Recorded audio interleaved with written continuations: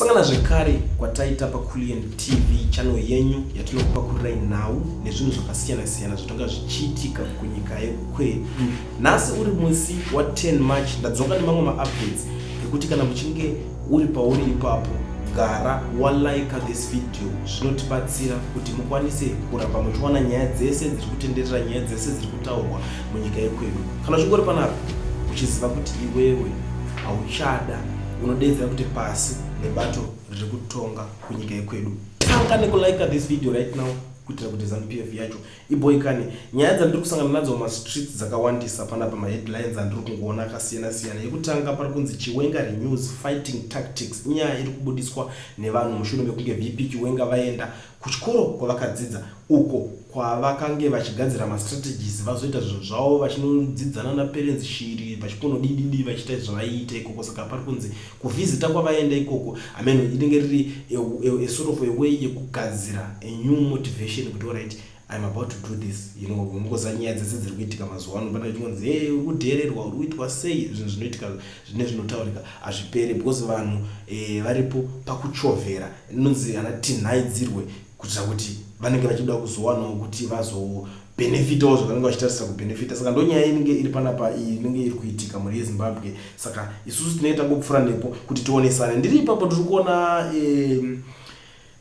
George Charamba nemadimikira ari kunyora. If you remember pane vapfana vanonzi ana Nyati family vanenge skit kauka kekuti vanga vakagara pabench vachikikana vachita sei. Anyway, it's not about the skit. Saka but nyaya iri panapa ndeyekuti iye George Charamba ane statement ranyora kuti the stone which the builders reject ndo statement ranyorwa naGeorge Charamba. Zviri kungoedza kungoreva kuti zvoni mukasiya iroro rakaraswa dombo iroro munowondomoka munodonha. Amen.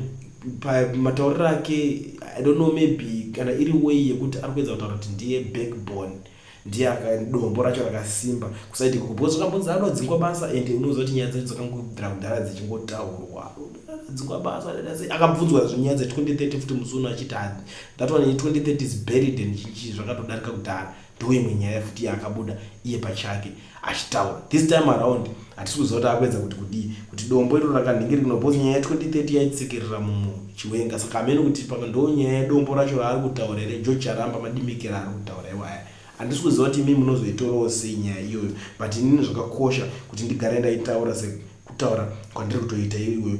Pane muchinda anonzi Gabriel Chaibvo ari kubuda ari kukomenda on nyaya Advocate Nelson Chamisa kwavanga vakasangana neava vachena one vamwe vanhu vanga vasangana navo panapa ari kuti zvoni I left Zimbabwean opposition politics because of the sympathy I have with the majority of people who suffered because of the sanction we called with Nelson Chamisa, Changirai, Scala, BT and others.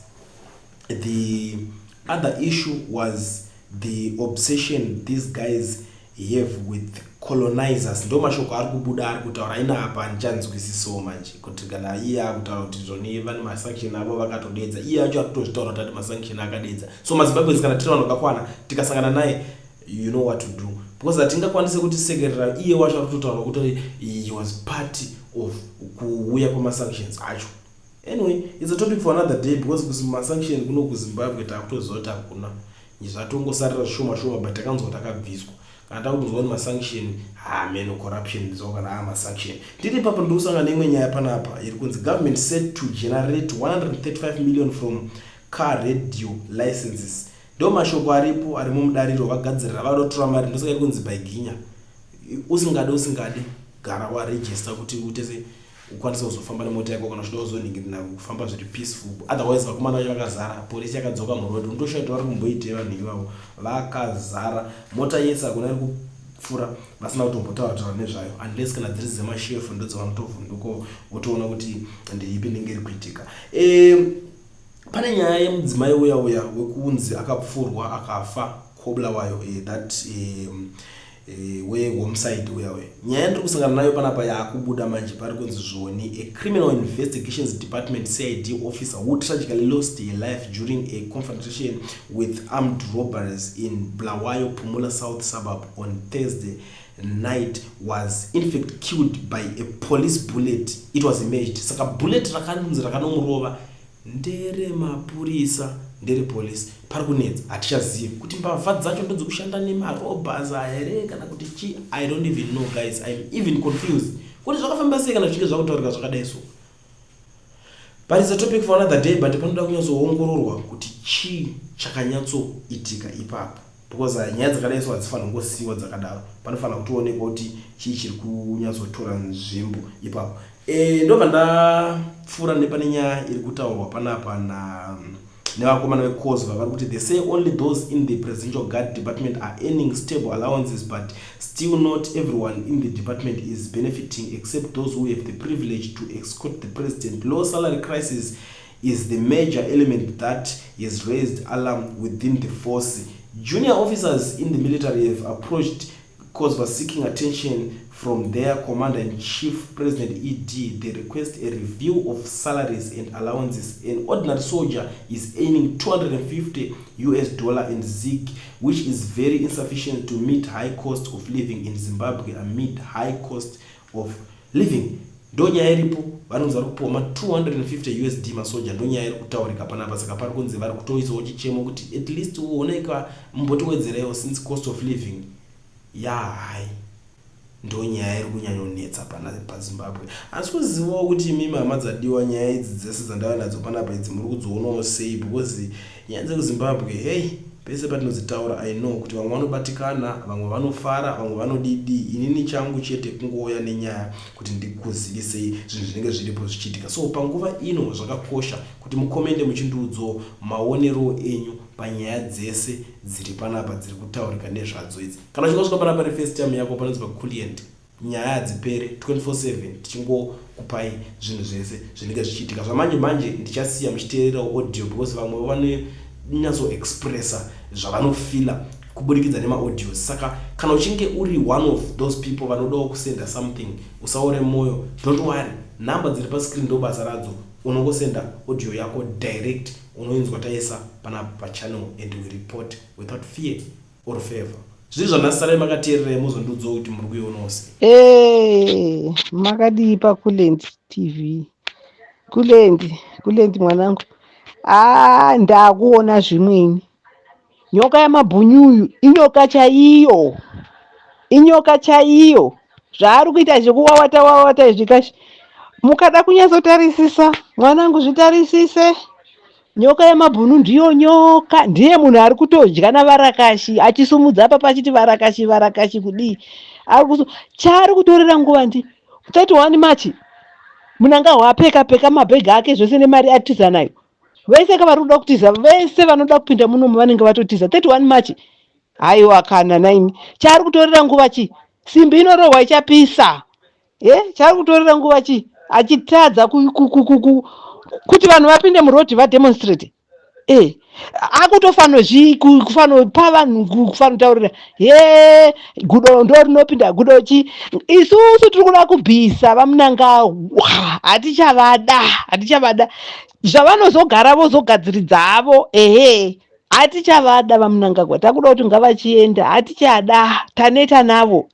But zvavakuita izvozvizvi achingoidzikisa achiinda fambe dzoke masure, unosvika rini? Nhaiwe nyoka yamabhunu. Haiwa nyoka yamabhunu, watova nyoka chaiwo, ndiwe unenge watopiwa 5 million yacho naiyoyo, 5 million usa. Ivo vageza vari kudi kubuda vachiti inform. Vageza makatengwa here ne5 million, ngavabude vatitaurire kuti havana kutengwa ne5 million. Tatoti zvanaka vanhu vachifara vachiita sei, vamwe vachitoprindisa matisheti akanzi geza anopedza tsvina. Aiwa hatizvidi nyoka yamabhunu, hatizvidi. Unozviisirei kure zvinhu izvi? Ndiani anenge achazvifunga zva31 Machi kuita kuti nhai ndoenda ndopinda murodhi ndodi. Haiwa kana zvaakunyatsoita chimama kudii ichi, chimama chinotoshanda, chimukadzi chiya chimama, hatidi kukunyepera. Chinoshanda ndisingazikana chakatengwa, hacho chinonge chichipuwa mari nevanhu vari kunzi chinoshanda, hatidi kunyepera. Kana panga pari munanga hwari kunhingikiri kuholiday, akanga atoisa nhingikiro kuti haiwa vanhu vaMwari mumuregedza achidzoka munhu, ngaaregedze kudzoka. Chiiwe chauri kuronga chakurambira vanhu kuti vademonstrate. Chii chiri kurongwa? Aiwa nyoka yamabhunu, watova nyoka chaiwe. Eri nekubatana pamberi naComrade Geza pamberi nekutaurirana chokwadi pasine udzvanyiriri, pasine nhunzvatunzva. Vadzvanyiriri vacho ndivavo pamberi nekubatana macomrades. Kana tichiti macomrades tikutaura tese MDC Triple C, vana veZimbabwe, isusu takarwira nyika iyoyi. Comrade, inini I'm there for Comrade Geza, no disputation. Kana Comrade Geza vari kuno kuexile kuSA, I'm there for him. We can look after him. Is our comrade abatwe. Ropa ravo ringarideuke nesu tese. We want freedom for Zimbabwe. Commander, taneta. Takafirwa nevabereki isusu. Vabereki vedu vakafira nyika yeZimbabwe, but nhasi tiri kutambura tiri kuno kuexile. Hapana ari kutitarisa kana one. Pasina vadzvanyiriri, pasina vevavo. Vadya zvakwana. Takutouya kana vakada kutaura zvedu, we are ready kuti kuifira nyika iyoyo sezvakaita vabereki vedu. Saka ngatibatanei macomrades. Ini ndiripo, count on me. Icho charira. Yes. Murume adya uyu. Vadya vazvakwana. Tisati taona kana cent recompensation fund, tisati taiona kana cent isu. Vabereki vedu vakashudwa isusu, gunshot sudden death. Vakafira nyika iyoyi. Asina nhasi tiri kuno kuexile. Upenyu hwedu kuno kuSouth Africa more than half yemakore angu inini ekuzvarwa kwekuZimbabwe inini. Pasina avo vanhu ivavo. Ini ndiripo. Kana muchida ndiripo.